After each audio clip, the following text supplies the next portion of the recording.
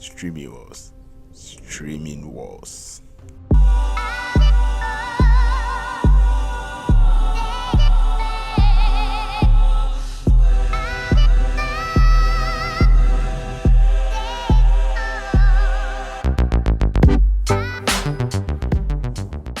Music is said to be the fruit of the soul. Ghanaians love music. I love music. And you love music. The world is changed and the music scene has changed. Almost everyone listens to music using their smart devices. An iPad, a phone, an Android device, tablet, or something like that. The way we listen to music has evolved, and in this episode, we are looking at a brief history of digital music download and streaming, the evolution in Ghana. Welcome to Book Long, where I share opinions on startups, technology, and other stuff related to it. Now, let's begin. In the beginning, the year is 2010. Ghana music is transitioning from the usual cassette tapes to Bluetooth and copy. We also had another thing called rip and bend around 2010. What will you do if you still want to copy a particular song, but you don't have anyone to Bluetooth from and you don't have any CD to rip from? What will you do? Around 2010, you just go to the internet and you download. The main problem we had around this time was we didn't have any website dedicated for music related to Ghana. Worldwide, yes, you can get some. But then when it gets to Ghana, Ghanaian content wasn't that available online. The only solution was you just go to Waptrick or Wapdam and you download the ringtone format of these songs. Then later, in the early 2012 and late 2013, we had an influx of download websites. These websites, they came out of nowhere. These websites came. Ghana Motion, Hits, GH Exclusive, Ghana Music. They were competing amongst themselves. Every single song you wanted around that time was available on these sites. As soon as it's released, you can get it there. Musicians had to pay for their music to be uploaded to these sites, and the listeners could just download their songs for free. And this was a problem. The problem was musicians spent lots of hours to create these songs. They pay these producers and then they have nothing to show for. They have to sell the music for free. And another problem too with these sites was the ads. They were very distracting. You open one site, it opens double tabs, it opens another one, then there's this something downloading down there. It was just terrible around this time. So before you could download a song, you passed through stress. It was just not cool. But that was one of the ways these sites were making money. Ads. But then you are still taking money from these musicians, so at least you could make your system better for the user. 2015, something interesting happened. 2 web-based streaming platforms will come out of nowhere. Mujaka.com and uMusic Online. So these sites were like iTunes, a web-based iTunes. You go there, music store, you go there and you just download the music you want. You pay for the music. These websites offered a clean interface, better than their download website. Great streaming of high quality sounds. And for the first time, Ghanaian music websites started looking like sites well thought of. These sites offered a clean interface, better than the download websites. Great streaming of high quality sounds. For the first time, music websites started looking like sites meant for the user. They had emphasis on user experience and the welfare of the musicians. They were looking at how they can raise money and give some to the musicians, and also they were looking at how the user, the listener, will be able to get a better experience. So around 2015, we had our own version of iTunes, and it was really cool, like very cool around this time. iPhones were not that ubiquitous in urban Ghana around this time, and people were trying to access most of their music using the web, because people were trying to download instead of streaming around this time, like 2015. Unfortunately, Mujaka vanished from the internet around 2017. Like they did their last streaming around 2017. We don't know what happened to them. And around the same year, Music Online 2 was acquired.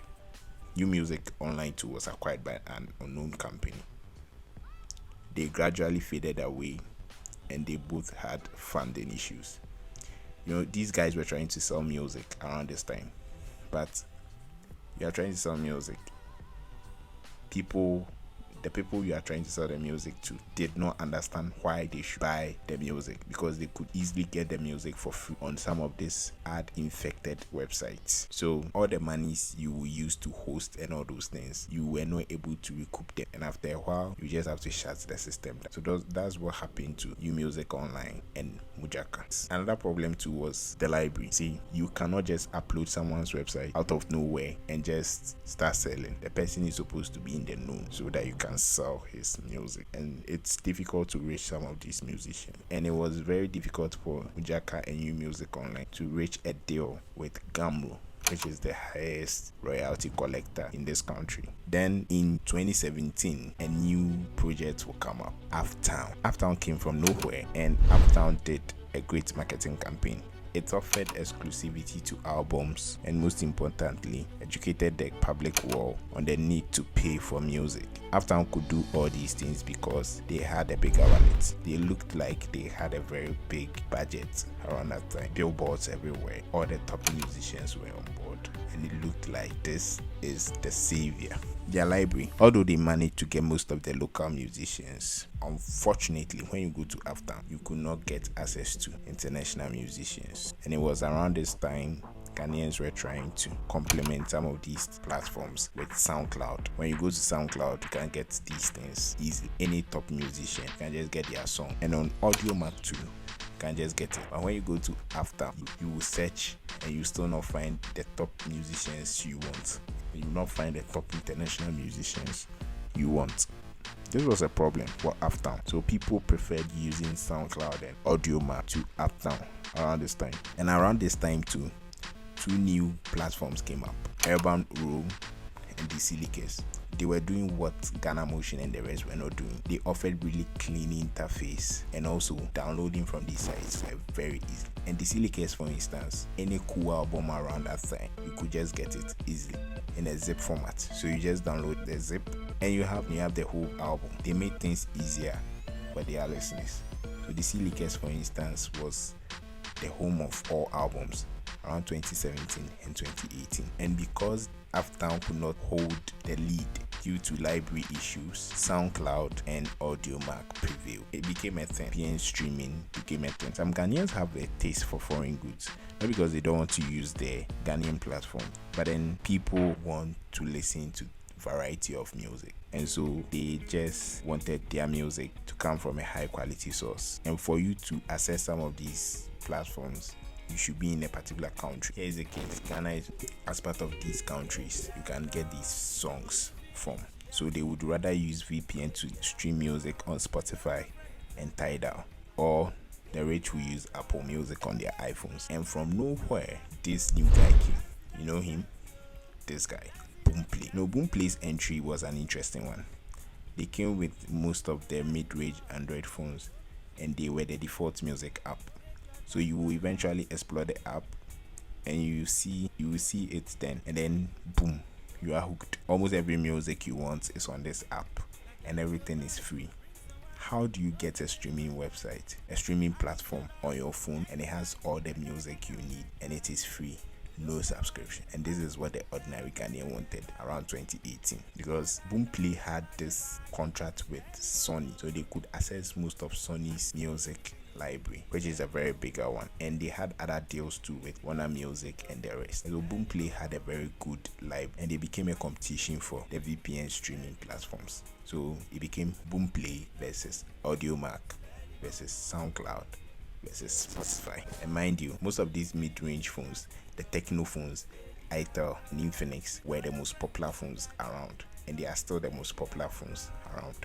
On 23rd February 2021, Spotify officially entered the Ghanaian market with a library of more than 70 million international music and local songs, 2.2 million podcasts, and over 4 billion playlists. Today, people listen to their music mostly on these streaming apps. Mostly Boomplay, Spotify, Apple Music. These three. Boomplay is the most affordable service here in Ghana. It's almost free. Everything looks like it's free, depending on the quality of music you're after, by the way. Ghana has a total of 4.4 users on Boomplay and about 20,000 users on Spotify. And the Ghanaian music scene has seen a 22% increase in local music added to the Spotify platform by creators themselves. According to a report by Spotify Ghana when they released their reports for their anniversary this year, Apple Music has the lowest tier. It's mostly used by people who are on iPhone and they want to use all Apple products. And even some of those who are on the iPhone, they try using Spotify or Boomplay because Boomplay is a bit affordable and Spotify too has a very big library. Now, which one do you use? Which one do you think is better? Boomplay has a very good price. Spotify has a very big library. Apple Music is exclusive and Boomplay seems like they are leading.